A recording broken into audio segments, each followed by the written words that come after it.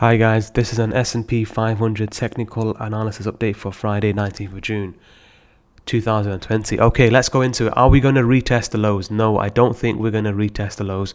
Not right now anyway. We're going to maintain this bullish melt up thesis that we have maintained since the lows. Obviously, markets move down in an arithmetic linear way and they go up in a geometric log type fashion. So it's been a nice rally here. It's the biggest, pretty much biggest 50-day rally of all time, and obviously in terms of percentage gains, the biggest gains are going to be made right at the start. But to say this market has peaked here at 3231 a few weeks ago, I don't think that's the case. We are still maintaining this market is going to go higher, and as an absolute minimum is going to break this. Now the count was looking dicey, but technically there is no overlap, although we got close, so we're still maintaining a 1-2-1-2 setup to go higher. This could be a 4 relative to this 2, or that could be a 1, 2, 3, 4, 5 into a 3, followed by a 4, followed by a 5. Have we had the Bitcoin 20k euphoria? We are getting close, but I don't think we have had that. To get that kind of level of euphoria, stock market needs to be front page headlines, and it needs to be persistent front page headlines for a good couple of weeks, if not up to a month, and we've not got that yet. As for when this peaks, well, that's interesting. Timing is interesting, and that's something we discuss on the group, because it's not only about price, it's about timing too. So obviously you can join the group if you want to. So we are still maintaining this was the megaphone 4, and we're going to have a parabolic 5. Now obviously Nasdaq, Apple are going to be the two stocks that we must watch very, very closely, because as in the Nasdaq goes and Apple goes, the stock market is going to go. So I mean, this is on the log chart. I mean, you can see it there. It's just a straight, vertical move. This kind of angle, of ascent here, this 77-degree angle, this is far beyond anything that we've had before, and this is really the type of vertical nature that you get alongside these sort of parabolic ends. I mean, this was the Nasdaq back in 99, so we've already alluded to this, that it's a fractal of either 99 or 29. Either way, this is the same kind of angle which we are dealing with, 70-degree angle. So it's pretty much a mirror image of that. Obviously within this move there was some 10% down days.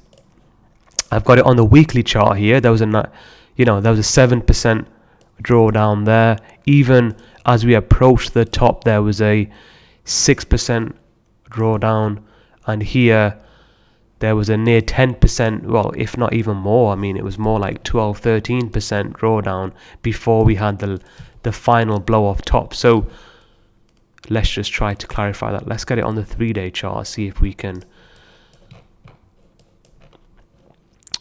So let's have a look here. Suppose this down to here, yeah, so you got a near 10% correction and still it went higher. So there may very well be a couple more of these as we go higher. Still, we are maintaining this thesis as I called when it was down here, and we all went long on the Apples and the Qs and the Microsofts. We're still going to go to 13,000. Now there is a count here where it just goes vertical, stops at 11,000, or there's a count 11, a flag to 12, then at 13. So we are close relatively speaking, but I don't think this market has topped right here right now. Like I said, the way this is going, it's going to be interesting as to when we hit 13,000, but I do think 13,000 is possible. Now Apple is something that we've covered at length, pretty much being low since here. Obviously you can take partial profits along the way, you can hedge, you can trail up stops. There are various methods, okay? Analysis aside, analysis doesn't make you money directly, okay? It's how you trade or how you invest in the analysis, that's what makes you money. At the end of the day, you're here to buy a low and sell high. But has it topped right here right now? I don't think so, but I can imagine a lot of people are taking profits, those who have been low, those who have been long since here. And as we've always discussed, the biggest part of the percentage gains are going to be right at the start. Now the target here has been 420 for a while, so let's call it 400 then to be safe. So this still makes a move towards 400. I am running this as just an impulse from here. There is a leading diagonal count, but let's just start off with a clean 5-wave impulse from here, and we're probably in some kind of minor or intermediate level wave 4. So either one more push up to, let's say, 365, then a bit of a flag, then we'll see how high can this market go. Does Apple hit a $2 trillion market cap? Is this what is going to happen? Okay, is this where Apple is going to end up going? A $2 trillion market cap, which is 466. So very, very interesting if it hits that. And there you go, that's your Bitcoin 20k headline, and everyone's going to FOMO wins. But right now, this is a game of musical chairs, and here there was one or two people sat down who know what they're doing, and 10 chairs, and the music is playing right now. Music is still playing, but 6 out of the 10 chairs are full. As we get higher towards 400, music's playing, it's about to stop, 10 chairs are full, and there's another 20 people waiting to sit down. And obviously the music is eventually going to stop here, and we are going to have to call a top. But as of time of doing video, I don't feel we are at the top. I don't get that Bitcoin 20k feeling right now, and we all remember on this channel how this ended up. Okay, the headlines were getting really, really bullish from sort of 8, 9, 10,000 onwards. So you could say the Nasdaq is kind of like here. 7, 8 weeks ago when I was calling the lows, Nasdaq was like here. Now it's more like here. We're kind of like 6/10 of the way up here, and this is why we're getting these liquidations, because people are legging it, and you can't blame people who have been long since the lows for taking profits. There's nothing wrong with that. And obviously the short-term positioning was very, very long to the call side. I think a lot of people ended up FOMOing in sort of here, and obviously the market can have these sudden corrections, but now we're going high. So don't be surprised if we get another one of these, maybe at 11,000, just like I've shown you. So there might be another quick liquidation, a quick 6, maybe even 10% decline over, let's say, a couple of weeks. Then we still go higher. But really, we're looking for those front page headlines, and right now we're not quite there yet. I mean, that was the biggest decline that we've had since here, pretty much. So market still goes higher, ES still goes high, but really it's all about the Nasdaq. The Nasdaq makes up, the tech stocks make up more than 30% of the S&P 500. The S&P 500 is the tech stocks, and the tech stocks are the S&P 500. So market still goes higher. As for when we're going to top, timing is interesting. Let's see how it goes. It's going to be very, very interesting. I mean, this is not messing around here.